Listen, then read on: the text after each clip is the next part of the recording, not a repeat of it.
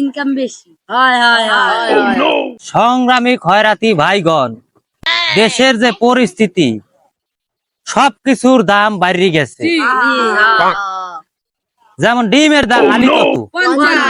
50। আন্ডা 50 টাকা করে আলি হইছে। মধ্যবিত্তরা উদযাপন করতে হিমশিম খাইয়ে যাইতে আছে। দাম বাড়ছে, মধ্যবিত্ত মানুষের কিন্তু দাম বাড়ে নাই।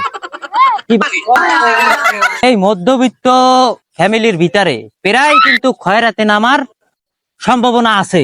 ও একজন খয়রাতিতে নামছে। ও মধ্যবিত্ত?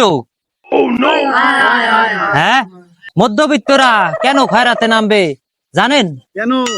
সাথে খয়রা থেকে ইনকাম বেশি হয়, মধ্যবিত্ততে খয়রাতির ইনকাম বেশি, এর লেগে মধ্যবিত্তরা খয়রাতিতে নামবে।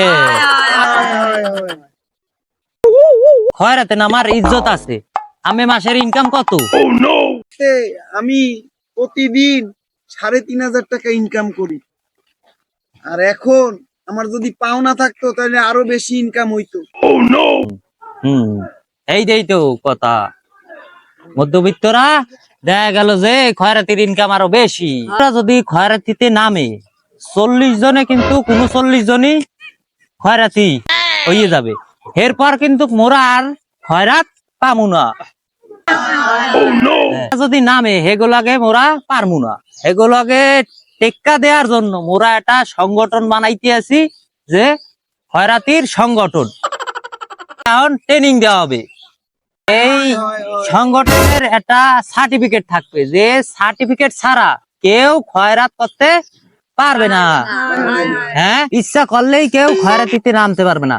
নামতে হইলে সার্টিফিকেট দেওয়া হইতো। তাইলে আমাকে এই সংস্থায় দেখা গেল সবাইরে আমরা এখন ট্রেনিং দিব, যার সার্টিফিকেট থাকবে হে খয়রাত করতে পারবে, আর নাইলে কেউ খয়রাতে নামতে পারবে না। ট্রেনিং এর ব্যবস্থা করছি, তাইলে মগো আইজইতে ট্রেনিং শুরু হইবে।